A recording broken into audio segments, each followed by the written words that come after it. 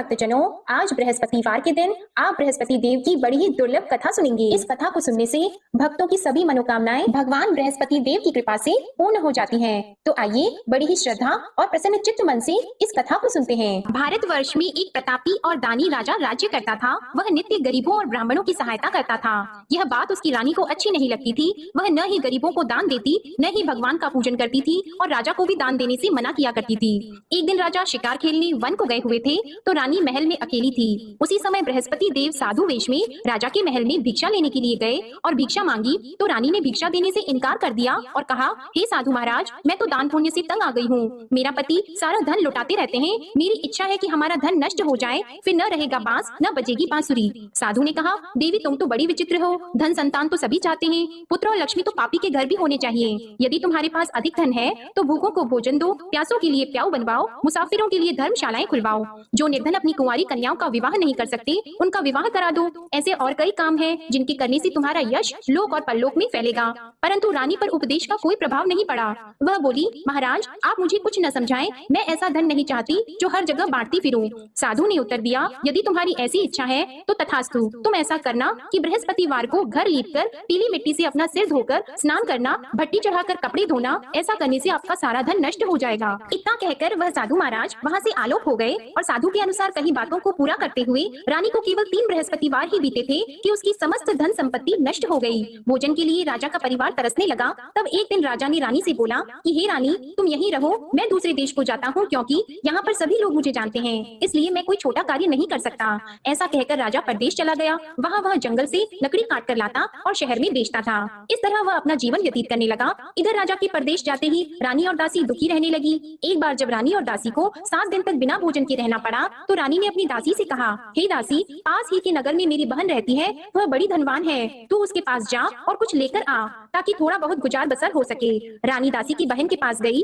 उस दिन गुरुवार था और रानी की बहन उस समय बृहस्पतिवार व्रत की कथा सुन रही थी। दासी ने रानी की बहन को अपनी रानी का संदेश दिया, लेकिन रानी की बड़ी बहन ने कोई उत्तर नहीं दिया। जब दासी को रानी की बहन से कोई उत्तर नहीं मिला तो वह बहुत दुखी हुई और उसे क्रोध भी आया। दासी ने वापस आकर रानी को सारी बात बता दी। सुनकर रानी ने अपने भाग्य को कोसा। उधर रानी की बहन ने सोचा कि मेरी बहन की दासी आई थी परंतु मैं उससे नहीं बोली, इससे वह बहुत दुखी हुई होगी। कथा सुनकर और पूजन समाप्त करके वह अपनी बहन के घर आई और कहने लगी, हे बहन, मैं बृहस्पतिवार का व्रत कर रही थी, तुम्हारी दासी मेरे घर आई थी, परंतु जब तक कथा होती है तब तक न तो उठते हैं और न ही बोलते हैं, इसलिए मैं नहीं बोली। कहो दासी क्यों गई थी? रानी बोली, बहन तुमसे क्या छिपाऊं, हमारे घर में खाने तक को अनाज नहीं था। ऐसा कहते कहते रानी की आंखें भर आई। उसने दासी समेत पिछले 7 दिनों से भूखे रहने तक की बात अपनी बहन को विस्तार पूर्वक सुना दी।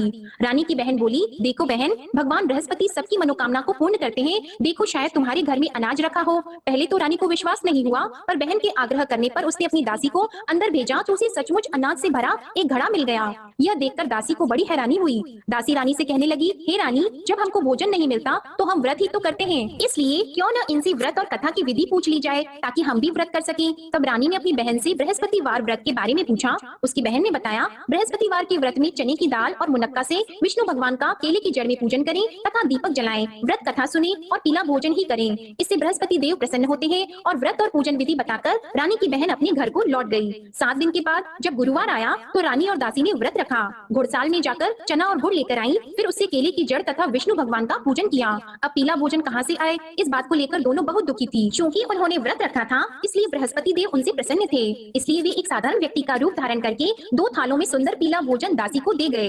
भोजन पाकर दासी बहुत प्रसन्न हुई और फिर रानी के साथ मिलकर भोजन ग्रहण किया। उसके बाद वे सभी गुरुवार को व्रत और पूजन करने लगी। बृहस्पति भगवान की कृपा से उनके पास फिर से धन संपत्ति आ गई, परंतु रानी फिर से पहले की तरह आलस्य करने लगी। तब दासी बोली, देखो रानी, तुम पहले भी इस प्रकार आलस्य करती थी, तुम्हें धन रखने में कष्ट होता था, इस कारण सभी धन नष्ट हो गया, और अब जब भगवान बृहस्पति की कृपा से धन मिला है तो तुम्हें फिर से आलस्य होता है। रानी को समझाते हुए दासी कहती है कि बड़ी मुसीबतों के बाद हमने यह धन पाया है, इसलिए हमें दान पुण्य करना चाहिए, भूखे मनुष्यों को भोजन कराना चाहिए और धन को शुभ कार्यों में खर्च करना चाहिए, जिससे तुम्हारे कुल का यश बढ़ेगा, स्वर्ग की प्राप्ति होगी और पितृ प्रसन्न होंगे। दासी की बात मानकर रानी अपना धन शुभ कार्यों में खर्च करने लगी, जिससे पूरे नगर में उसका यश फैलने लगा। उधर एक दिन राजा दुखी होकर जंगल में एक पेड़ के नीचे आसन जमाकर बैठ गया। वह अपनी दशा को याद करके व्याकुल होने लगा। बृहस्पतिवार का दिन था। एकाएक उसने देखा कि निर्जन वन में एक साधु प्रकट हुए। वह साधु वेश में स्वयं बृहस्पति देवता थे। लकड़हारे के सामने आकर बोले, हे लकड़हारे, इस सुनसान जंगल में तू इतना चिंता मग्न क्यों बैठा है? लकड़हारे ने दोनों हाथ जोड़कर प्रणाम किया और उत्तर दिया। महात्मा जी, आप सब कुछ जानते हैं, मैं क्या कहूँ। यह कहकर रोने लगा और साधु को अपनी आत्मकथा सुनाई। महात्मा जी ने कहा, तुम्हारी स्त्री ने बृहस्पतिवार के दिन बृहस्पति भगवान का निरादर किया है, जिसके कारण रुष्ट होकर उन्होंने तुम्हारी यह दशा कर दी। अब तुम चिंता को दूर करके मेरे कहने पर चलो तो तुम्हारे सब कष्ट दूर हो जाएंगे और भगवान पहले से भी अधिक संपत्ति देंगे। तुम बृहस्पति के दिन कथा किया करो, 2 पैसे के चने मुनक्का लाकर उसका प्रसाद बनाओ और शुद्ध जल से लोटे में शक्कर मिलाकर अमृत तैयार करो। कथा के पश्चात अपने सारे परिवार और सुनने वाले प्रेमियों में अमृत व प्रसाद को बांटकर खुद भी ग्रहण करो। ऐसा करने से भगवान तुम्हारी सब मनोकामनाएं पूरी करेंगे। साधु के ऐसे वचन सुनकर लकड़हारा बोला, हे प्रभु, मुझे लकड़ी बेचकर इतना पैसा नहीं मिलता जिससे भोजन के उपरांत कुछ बचा सकूं। मैंने रात्रि में अपनी स्त्री को व्याकुल देखा है, मेरे पास कुछ भी नहीं जिससे मैं उसकी खबर मंगा सकूं। और फिर मैं बृहस्पति देव की क्या कहानी सुनूं? मुझको तो कुछ भी मालूम नहीं है। साधु ने कहा, हे लकड़हारी, तुम किसी बात की चिंता मत करो। बृहस्पतिवार के दिन तुम रोजाना की तरह लकड़ियां लेकर शहर को जाओ। तुमको रोज से दुगुना धन प्राप्त होगा, जिससे तुम भली भांति भोजन कर लोगे और बृहस्पति देव की पूजा का सामान भी आ जाएगा। बृहस्पति देव की कथा इस प्रकार है, सुनो। प्राचीन काल में एक ब्राह्मण रहता था। वह बहुत निर्धन था, उसकी कोई संतान नहीं थी। उसकी स्त्री बहुत मलिनता के साथ रहती थी। वह स्नान नहीं करती, किसी देवता का पूजन नहीं करती। इससे ब्राह्मण देवता बड़े दुखी थे। बेचारे बहुत कुछ कहते थे, किंतु उसका कुछ परिणाम नहीं निकला। भगवान की कृपा से ब्राह्मण की स्त्री के कन्या रूपी रत्न पैदा हुआ। कन्या बड़ी होने पर प्रातः स्नान करके विष्णु भगवान का जाप और बृहस्पतिवार का व्रत करने लगी। अपने पूजन पाठ को समाप्त करके विद्यालय जाती तो अपनी मुट्ठी में जौ भर के ले जाती और पाठशाला के मार्ग में डालती जाती। तब ये जौ स्वर्ण के हो जाते तो लौटते समय उनको बीन कर घर ले आती। एक दिन वह बालिका सूप में उस सोने के जौ को फटक कर साफ कर रही थी कि उसके पिता ने देख लिया और कहा, हे बेटी, सोने के जौ के लिए सोने का सूप होना चाहिए। दूसरे दिन बृहस्पतिवार था। इस कन्या ने व्रत रखा और बृहस्पति देव से प्रार्थना करके कहा, मैंने आपकी पूजा सच्चे मन से की है तो मेरे लिए सोने का सूप दे दो। बृहस्पति देव ने उसकी प्रार्थना स्वीकार कर ली। रोजाना की तरह वह कन्या जौ फैलाती हुई जाने लगी। जब लौटकर जौ बीन रही थी तो बृहस्पति देव की कृपा से सोने का सूप मिला। उसे वह घर ले आई और उसमें जौ साफ करने लगी, परंतु उसकी माँ का वही ढंग रहा। एक दिन की बात है कि वह कन्या सोने के सूप में जौ साफ कर रही थी। उस समय उस शहर का राजपुत्र वहां से होकर निकला। इस कन्या के रूप और कार्य को देखकर मोहित हो गया और अपने घर आकर भोजन और जल त्याग कर उदास होकर लेट गया। राजा को इस बात का पता लगा तो अपने प्रधानमंत्री के साथ उसके पास गए और बोले, हे बेटा, तुम्हें किस बात का कष्ट है? किसी ने तुम्हारा अपमान किया है अथवा और कोई कारण हो सो कहो, मैं वही कार्य करूंगा जिससे तुम्हें प्रसन्नता हो। अपने पिता की राजकुमार ने बातें सुनी तो वह बोला, मुझे आपकी कृपा से किसी बात का दुख नहीं है। किसी ने मेरा अपमान नहीं किया है, परंतु मैं उस लड़की से विवाह करना चाहता हूँ जो सोने के सूप में जौ साफ कर रही थी। यह सुनकर राजा आश्चर्य में पड़ गया और बोला, हे बेटा, इस तरह की कन्या का पता तुम ही लगाओ, मैं उसके साथ तेरा विवाह अवश्य ही करवा दूंगा। राजकुमार ने उस लड़की के घर का पता बताया। तब मंत्री उस लड़की के घर गए और ब्राह्मण देवता को सभी हाल बताया।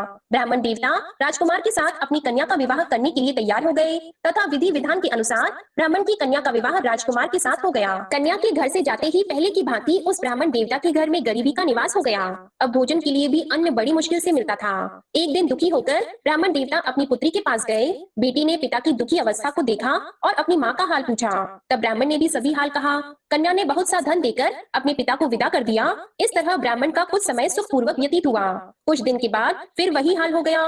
ब्राह्मण फिर अपनी कन्या के यहाँ गया और सारा हाल कहा तो लड़की बोली, हे पिताजी, आप माताजी को यहाँ ले आओ, मैं उन्हें विधि बता दूंगी जिससे उनकी गरीबी दूर हो जाए। वह ब्राह्मण देवता अपनी स्त्री को साथ लेकर पहुँचे तो अपनी माँ को समझाने लगी कि हे माँ, तुम प्रातः काल प्रथम स्नान आदि करके विष्णु भगवान का पूजन करो तो सब दरिद्रता दूर हो जाएगी। परंतु उसकी माँ ने एक भी बात नहीं मानी और प्रातः काल उठकर अपनी पुत्री के बच्चों की झूठन को खा लिया। इससे उसकी पुत्री को भी बहुत गुस्सा आया। उसने एक रात को एक कोठरी से सारा सामान निकाल दिया और अपनी माँ को उसमें बंद कर दिया। प्रातः उसमें से उसे निकाला तो स्नान आदि करा के पूजा पाठ करवाया तो उसकी माँ की बुद्धि ठीक हो गई।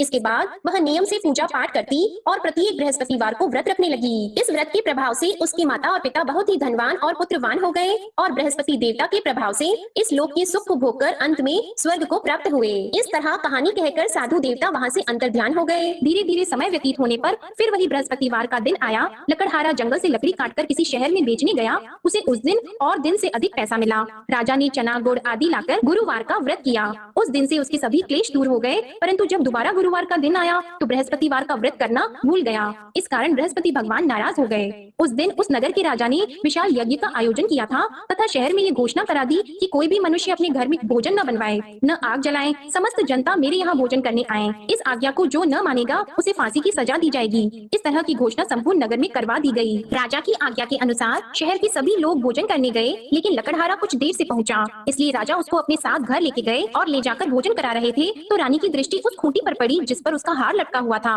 वह वहाँ पर दिखाई नहीं दिया। रानी ने निश्चय किया कि मेरा हार इस मनुष्य ने चुरा लिया है। उसी समय सिपाहियों को बुलाकर उसको कारागार में डलवा दिया। जब लकड़हारा कारागार में पड़ गया और बहुत दुखी होकर विचार करने लगा कि न जाने कौन से पूर्व जन्म के कर्म से मुझे यह दुख प्राप्त हुआ है, और उसी साधु को याद करने लगा जो कि जंगल में मिला था। उसी समय तत्काल बृहस्पति देव साधु के रूप में प्रकट हुए और उसकी दशा को देखकर कहने लगे, अरे मूर्ख, तूने बृहस्पति देव की कथा नहीं करी, इस कारण तुझे दुख प्राप्त हुआ है। अब चिंता मत कर, बृहस्पतिवार के दिन कारागार के दरवाजे पर 4 पैसे पड़े मिलेंगे, उनसे तू बृहस्पति देव की पूजा करना, तेरे सभी कष्ट दूर हो जाएंगे। बृहस्पतिवार के दिन उसे 4 पैसे मिले। लकड़हारे ने कथा कही। उसी रात्रि को बृहस्पति देव ने उस नगर के राजा को स्वप्न में कहा, हे राजा, तुमने जिस आदमी को कारागार में बंद कर दिया है वह निर्दोष है, वह राजा है, उसे छोड़ देना। रानी का हार उसी खूंटी पर लटका है, अगर तू ऐसा नहीं करेगा तो मैं तेरे राज्य को नष्ट कर दूंगा।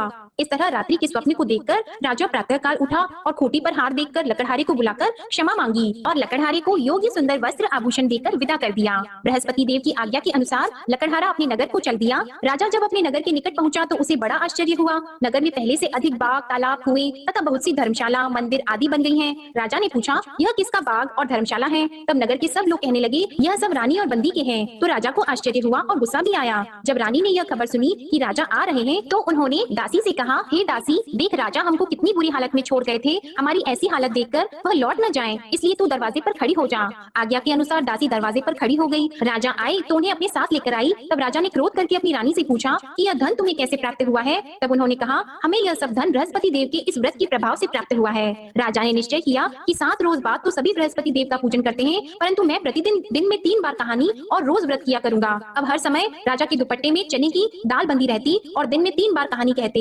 एक रोज राजा ने विचार किया कि चलो अपनी बहन के यहाँ हो आवे। इस तरह निश्चय करके राजा घोड़े पर सवार होकर अपनी बहन के यहाँ को चलने लगा। मार्ग में उसने देखा कि कुछ आदमी मुर्दे को लिए जा रहे हैं। उन्हें रोककर राजा कहने लगा, अरे भाइयों, मेरी बृहस्पति देव की कथा सुन लो। वे बोले, लो, हमारा तो आदमी मर गया है, इसको अपनी कथा की पड़ी है। परंतु कुछ आदमी बोले, अच्छा कहो, हम तुम्हारी कथा भी सुनेंगे। राजा ने दाल निकाली और जब कथा आदि हुई थी कि मुर्दा हिलने लग गया, और जब कथा समाप्त हो गई तो राम राम करके मनुष्य उठकर खड़ा हो गया। आगे मार्ग में उसे किसान खेत में हल चलाता मिला तो राजा ने उसे देखकर बोला, अरे भैया, तुम मेरी बृहस्पतिवार की कथा सुन लो। किसान बोला, जब तक मैं तेरी कथा सुनूंगा तब तक 4 हरैया जोत लूंगा, जा अपनी कथा किसी और को सुनाना। इस तरह राजा आगे चलने लगा। राजा के हटते ही बैल पछाड़ खाकर गिर गए और किसान के पेट में बड़ी जोर का दर्द होने लगा। उस समय उसकी माँ रोटी लेकर आई और उसने जब यह देखा तो अपने पुत्र से सब हाल पूछा और बेटे ने सभी हाल कह दिया। तो बुढ़िया दौड़ी दौड़ी उस घुड़सवार के पास गई और उससे बोली कि मैं तेरी कथा सुनूंगी, तू अपनी कथा मेरे खेत पर चलकर ही कहना। राजा ने बुढ़िया के खेत पर जाकर कथा कही, जिसके सुनते ही वह बैल उठकर खड़े हुए तथा किसान के पेट का दर्द भी बंद हो गया। राजा अपनी बहन के घर पहुंचा। बहन ने भाई की खूब मेहमानी की। दूसरे रोज प्रातः काल राजा जगा तो वह देखने लगा कि सब लोग भोजन कर रहे हैं। राजा ने अपनी बहन से कहा, ऐसा कोई मनुष्य है जिसने भोजन नहीं किया हो? मेरी बृहस्पतिवार की कथा सुन ले। बहन बोली, हे भैया, यह देश ऐसा है कि पहले यहाँ लोग भोजन करते हैं, बाद में अन्य काम करते हैं। अगर कोई पड़ोस में हो तो देख आऊं। वह ऐसा कहकर देखने चली गई, परंतु उसे कोई ऐसा व्यक्ति नहीं मिला जिसने भोजन न किया हो। अतः वह एक कुम्हार के घर गई जिसका लड़का बीमार था। उसे मालूम हुआ कि उनके यहाँ 3 रोज से किसी ने भोजन नहीं किया है। रानी ने अपने भाई की कथा सुनने के लिए कुम्हार से कहा, वह तैयार हो गया। राजा ने जाकर बृहस्पतिवार की कथा कही, जिसको सुनकर उसका लड़का ठीक हो गया। अब तो राजा की प्रशंसा होने लगी।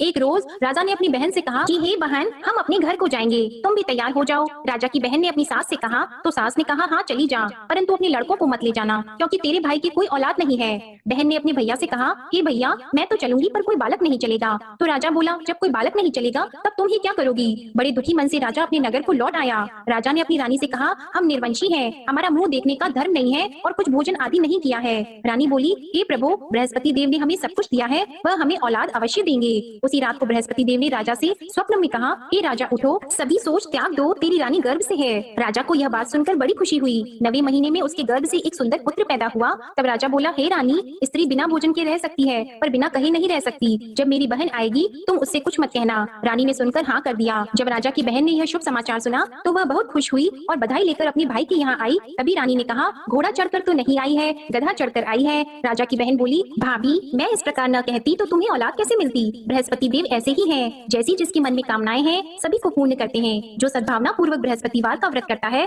एवं कथा पढ़ता है अथवा सुनता है, दूसरों को सुनाता है, बृहस्पति देव उनकी सभी मनोकामनाएं पूर्ण करते हैं। बृहस्पति देव उनकी सदैव रक्षा करते हैं। जो संसार में सद्भावना और सच्चे हृदय से बृहस्पति देव का पूजन करते हैं उनकी सभी मनोकामनाएं उसी प्रकार पूर्ण होती हैं जैसे राजा और रानी ने बृहस्पति देव की कथा का गुणगान किया। उनकी सभी इच्छाएं बृहस्पति देव ने पूर्ण की। मनुष्य को हृदय से उनका मनन करते हुए जयकारा करना चाहिए। तो प्रेम से बोलिए बृहस्पति देव की जय, विष्णु भगवान की जय, समस्त देवी देवताओं की जय। अब आप भगवान बृहस्पति देव की आरती श्रवण कीजिए। ओम जय बृहस्पति देवा, ओम जय बृहस्पति देवा, चिन्ह चिन्ह भोग लगाऊं कदली फल मेवा। ओम जय बृहस्पति देवा, तुम पूर्ण परमात्मा, तुम अंतर्यामी, जगत पिता जगदीश्वर, तुम सबके स्वामी। ओम जय बृहस्पति देवा, चरणामृत निज निर्मल, सब पातक हरता, सकल मनोरथ दायक, कृपा करो भरता। ओम जय बृहस्पति देवा, तन मन धन अर्पण कर जो जन शरण पड़े, प्रभु प्रकट तब होकर आकर द्वार खड़े। ओम जय बृहस्पति देवा, दीन दयाल दयानिधि, भक्तन हितकारी, पाप दोष सब हरता, भव बंधन हारी। ओम जय बृहस्पति देवा, सकल मनोरथ दायक, सब संशय तारो, विषय विकार मिटाओ, संतन सुखकारी। ओम जय बृहस्पति देवा, जो कोई आरती तेरी प्रेम सहित गावे, ज्येष्ठानंद बंद सो निश्चय ही पावे। ओम जय बृहस्पति देवा, ओम जय बृहस्पति देवा। प्रेम से बोलिए भगवान बृहस्पति देव की जय, बोलिए भगवान श्री लक्ष्मी नारायण जी की जय। आपको आज की कथा पसंद आए, आरती पसंद आए तो वीडियो को लाइक कीजिएगा, शेयर कीजिएगा, कमेंट में भगवान बृहस्पति देव जी की जय लिखिएगा और चैनल को भी सब्सक्राइब करिएगा। इसी के साथ आप हमारे चैनल पर सावन मास महात्म्य की कथाएं और शिव महापुराण की कथाएं भी नियम